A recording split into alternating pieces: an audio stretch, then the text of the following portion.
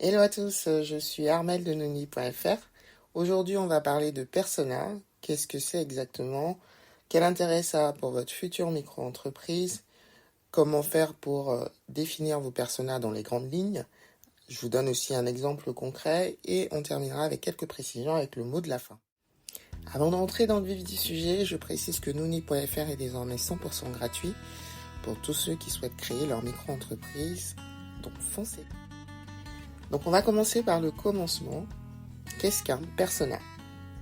C'est un concept marketing, donc pour ceux qui ne l'ont jamais fait, ça consiste simplement à créer un ou plusieurs personnages fictifs qui vont représenter votre cible clientèle. Donc ce sont les personnes en fait que votre offre va aider à résoudre une problématique ou répondre à un de leurs besoins. On l'appelle aussi buyer persona, c'est le terme en anglais. En e-commerce notamment, ça peut se traduire simplement par profil de l'acheteur. Alors à ce stade, vous vous dites peut-être, ce concept de marketing ne va pas forcément me concerner pour la micro-entreprise que je veux créer. Et bien vous allez voir que c'est pas tout à fait vrai. Le persona va vous aider à comprendre qui sont vos futurs clients, comment ils réfléchissent avant un achat, quels sont leurs freins, quelles sont leurs habitudes de consommation, où est-ce qu'ils achètent en général. Tout ça va vous aider à proposer l'offre la plus adaptée. Je l'ai dit dans d'autres vidéos, je vais vous en mettre une dans l'onglet juste en haut. Vous allez voir que l'intérêt numéro 1 d'une entreprise, c'est de répondre à un besoin. Si votre produit ou votre service ne répond pas à un besoin, vous allez au-devant de grosses déconvenues, je vais dire ça comme ça. Donc, le persona va vous aider justement à adapter votre offre. Et en fonction du type de produit ou de service que vous allez proposer, et aussi de votre secteur d'activité, le nombre de personas peut aller en moyenne entre 2 à 7. Alors concrètement, pour tous ceux qui veulent créer une micro-entreprise, qui sont justement la cible de cette chaîne, vous allez travailler généralement seul avec un voire deux types de produits. Donc grosso modo, vous n'aurez probablement pas besoin de plus de 1 à 3 personas.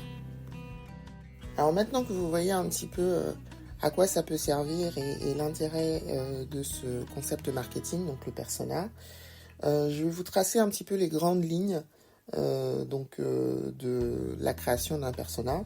La première étape, ça va être la recherche d'informations.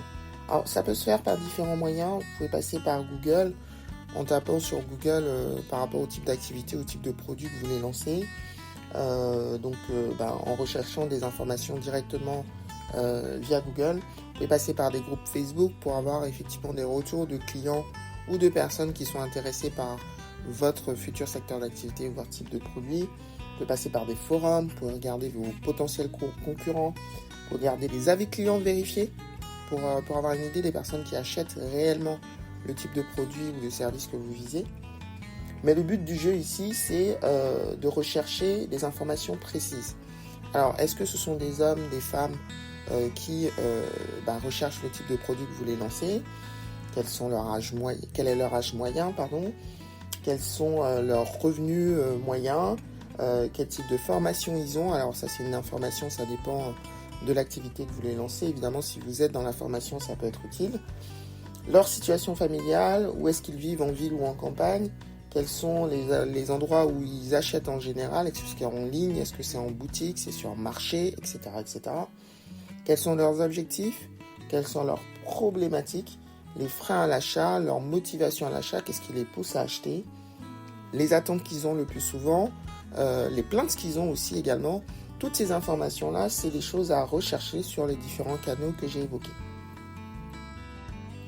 Alors maintenant que vous avez toutes ces infos, vous allez devoir maintenant les analyser pour déterminer les grandes tendances par rapport aux produits ou aux services que vous voulez lancer. Donc grosso modo, vous allez réduire, condenser ces informations-là à des éléments bien précis, donc caractéristiques de clients, les habitudes de consommation, les problématiques, les freins, les motivations et les attentes principales. Alors pour vous aider à mieux comprendre, je vais vous donner un exemple concret. Imaginons que vous souhaitez proposer de la décoration faite main. Vous avez certaines compétences, c'est quelque chose qui vous plaît. Je vous invite à aller sur noni.fr, vous avez des quiz qui vous aident à déterminer les talents naturels créatifs sur lesquels vous pouvez vous lancer.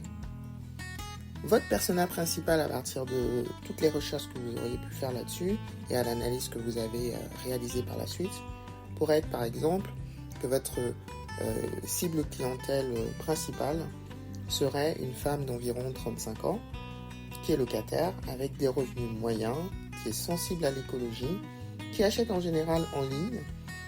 Sa problématique peut être un rejet des chaînes de décoration massives qu'on connaît, avec des produits fabriqués à l'autre bout du monde. Elle peut vouloir acheter local, éco-responsable et fait main. À partir de ce persona, vous pourrez décider de créer une offre de produits ou de services adaptés. Ça peut être par exemple des lampes faites main à partir de bois flottés récupérés par exemple. Ou ça peut être des ateliers de fabrication d'articles de décoration à partir d'objets de récupération qu'on a à la maison. Donc je simplifie bien sûr la construction du persona, mais concrètement ça n'a pas besoin d'être plus compliqué. Alors on arrive au terme de cette vidéo et je vais conclure avec le mot de la fin et quelques précisions. Votre persona, il n'est pas figé, il évolue avec le temps, avec les tendances de société, avec les tendances économiques. 2020 par exemple, avec la pandémie, ça a bousculé pas mal de nos habitudes de consommation. Donc les entreprises sont obligées de prendre ça en compte. Si vous baladez un petit peu sur internet, vous allez trouver beaucoup d'experts en marketing qui vous demandent de passer du temps sur cette étape de construction de vos personas. Je suis plus ou moins d'accord avec ça. Je vous conseille pas d'y passer des semaines quand même, ça sert à rien. Quelques heures devraient suffire, où vous êtes vraiment focus sur la recherche et l'analyse. Il s'agit vraiment de définir pour moi les grandes lignes, surtout quand vous créez une micro-entreprise. Moi je dis souvent à mes étudiants, et ça les fait beaucoup rire, aucun plan ne résiste avec le contact avec la réalité. Ça veut dire quoi? Ça veut dire que les infos les plus utiles que vous allez pouvoir recueillir dans votre vie d'entrepreneur viendront de vos clients. C'est eux ce sont eux qui vont démontrer clairement par leur achat qu'ils sont intéressés par votre offre et qu'elle répond à leurs besoins. Finalement, c'est leur avis qui compte. Tout ce que vous ferez avant, pour moi, c'est un peu de la voyance. On fait des projections, on fait des prédictions, etc.